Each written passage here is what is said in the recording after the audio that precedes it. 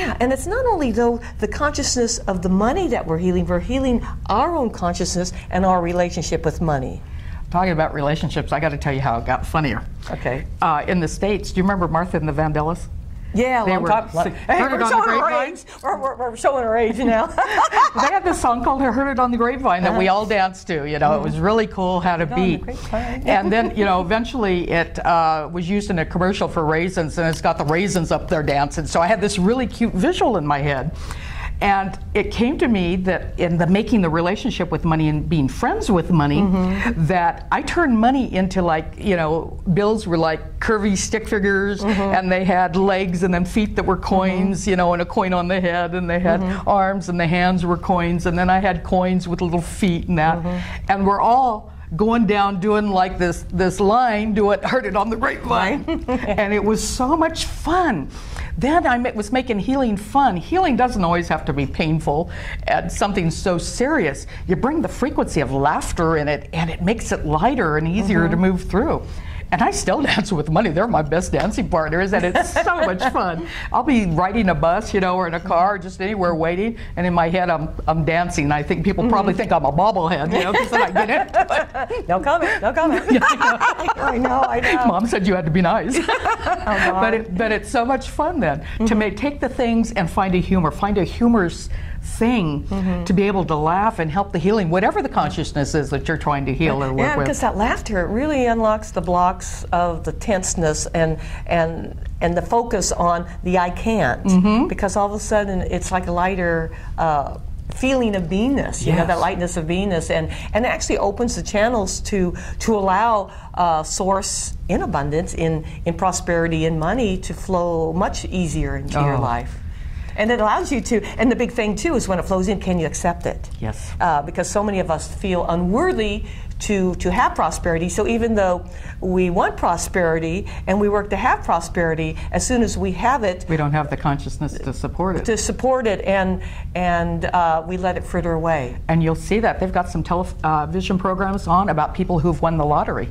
Who's invested and done well with it? Who went out and went crazy spending it, and now they're back in debt because they didn't manage it well. And again, as we're saying, that's part of the consciousness level, building your consciousness to support it. Their consciousness was debt, and so what they did is it's like you can't become prosperous coming from a debt consciousness. If you can either say I'm in debt or my debt is disappearing. Because, you know, so there's a whole consciousness aspect and thought process of having around money and abuse. And, you know, I remember people saying, gosh, I just hate having to use money. It's not co-creating with. You know, if we flipped the grid, changed our thought around to maybe co-creating with money, and instead of saying I hate money, how about the fact that it is an energy, it is God's source energy in a different form, and love the essence of the consciousness, so that we can say, okay, money, what should we co-create today? We're going to co-create by paying off my Visa bill.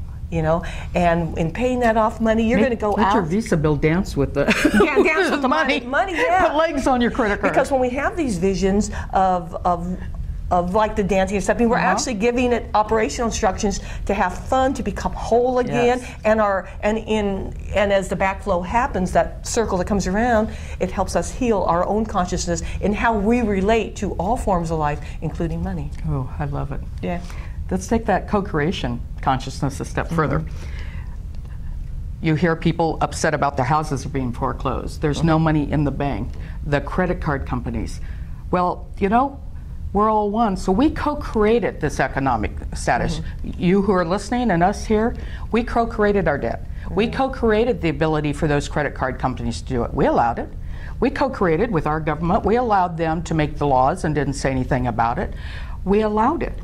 We probably used it sometimes, people that bought houses and thought they were getting good deals, or used the credit cards without the consciousness to support it, and supporting them instead with the consciousness of debt that Mel was talking about.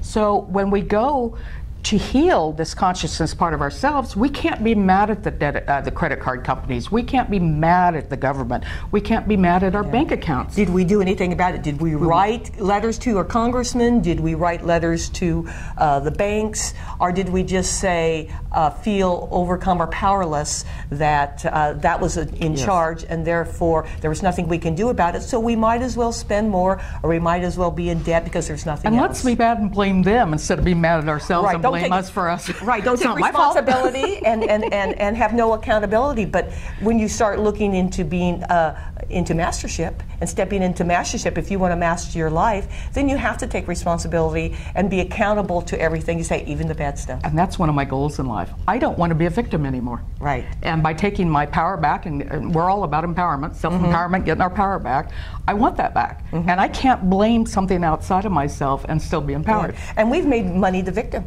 We've made it's all money. It's all because we have a money system, but it's a form of energy. If we had a barter system, it's still a form of energy.